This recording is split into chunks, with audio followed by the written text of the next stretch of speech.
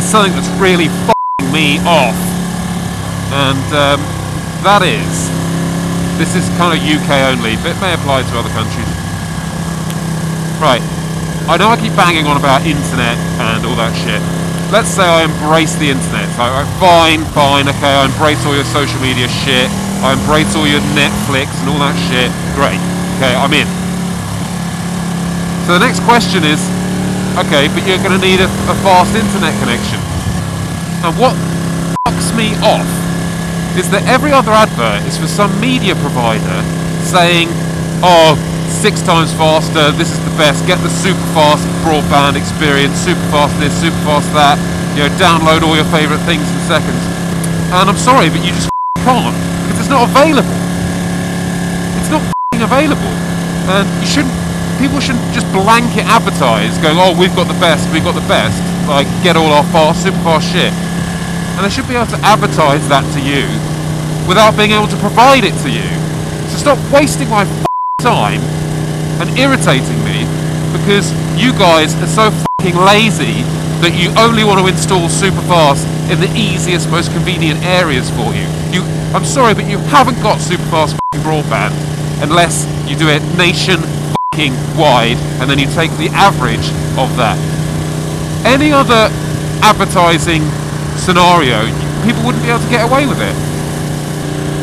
You couldn't advertise, for example, special offers and then just discount 80% of the population who can't f***ing get it.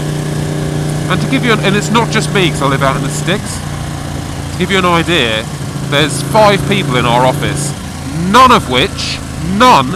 they all live in London apart from me, none of them can get fibre connection broadband. One lives in Clapham, one lives in Battersea, one lives somewhere else, but none of them can get it. So, it's not just me. Stop advertising this super fast shit that we can't get. Because it f***s me right off, I tell you. It's so irritating. And it's becoming such a big problem because everything now is, oh, go online, check online, go online to the website.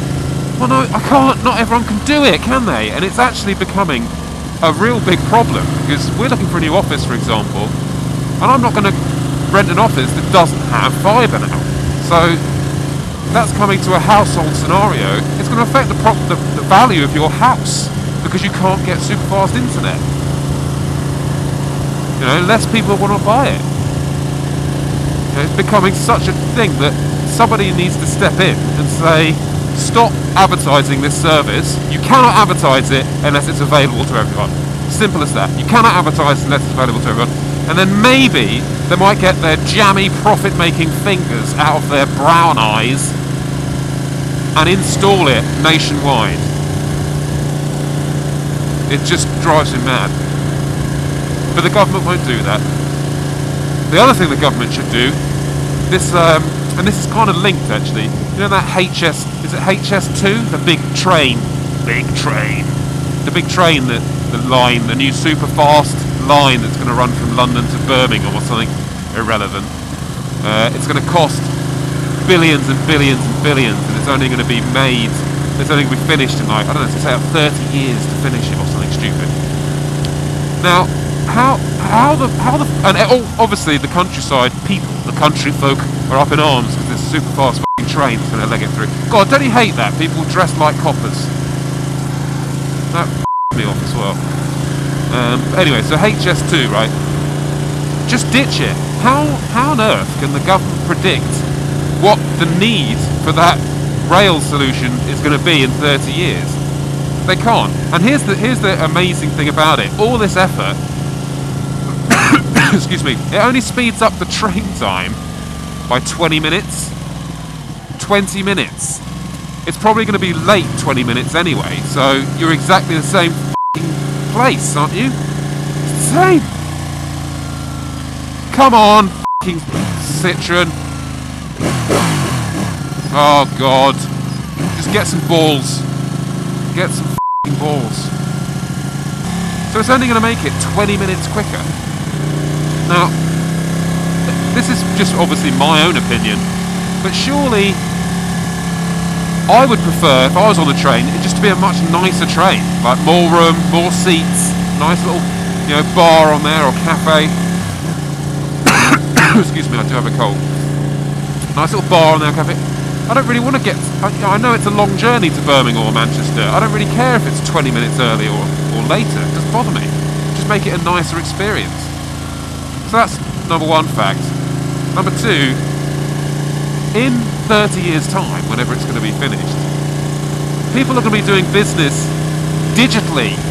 Anyway, think about the technology, think about the advances we've had in the last 5 years with internet speed and internet meetings, all that stuff.